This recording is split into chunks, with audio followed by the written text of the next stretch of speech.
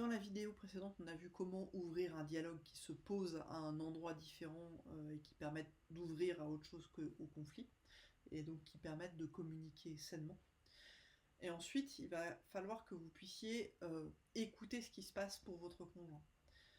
Ce que je vous propose, c'est d'utiliser des techniques d'écoute active pour permettre de transformer justement ce qui fait dispute en autre chose, en peut-être une solution. Quand vous aurez pu donc exposer comment vous vous sentez dans la situation, vous allez retourner la question vers votre conjoint. Et toi, quand je fais ça, qu'est-ce que ça te fait? Laissez le temps à votre conjoint de s'exprimer et écoutez-le vraiment. Alors, pas dans l'optique de lui répondre, mais dans l'optique de vraiment de comprendre ce qu'il dit et exercez-vous en fait à vous dire il va falloir que je résume ce qu'il a dit, que je reformule pour lui montrer que j'ai bien compris ce qu'il est en train de dire. C'est très étrange, mais même si vous utilisez les mêmes mots que lui, ou qu'elle, vous allez transformer la relation, parce que vous êtes en train de montrer à votre conjoint que vous avez accueilli chez vous sa parole. Et évidemment, s'il vous renvoie l'ascenseur, ça va être encore mieux. Donc c'est important de reprendre sa réponse, quitte à utiliser ces mêmes mots. Ok, tu me dis, quand je fais ça, moi, quand je réagis comme ça dans la situation, ça te fait ce truc-là, ça te met en colère, parce que en fait, peut-être, mais je suis curieuse, ou curieux, mais de quoi t'as besoin en fait? Qu'est-ce qui fait que ça te met en colère? T'aurais besoin de quoi, en fait, à ce moment-là? Aidez votre conjoint à faire le travail que vous avez fait.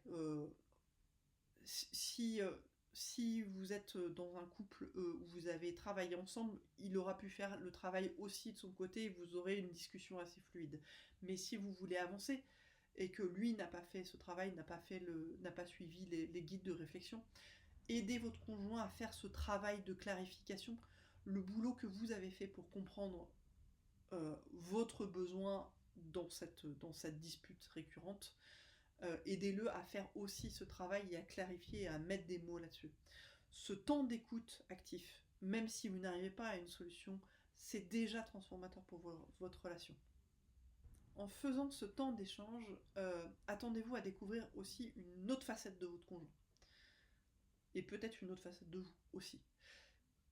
Vous allez découvrir peut-être dans quelque chose que vous connaissez très bien, la relation à votre conjoint, ses réactions, etc., vous allez peut-être découvrir une facette de lui ou d'elle que vous ne connaissez pas.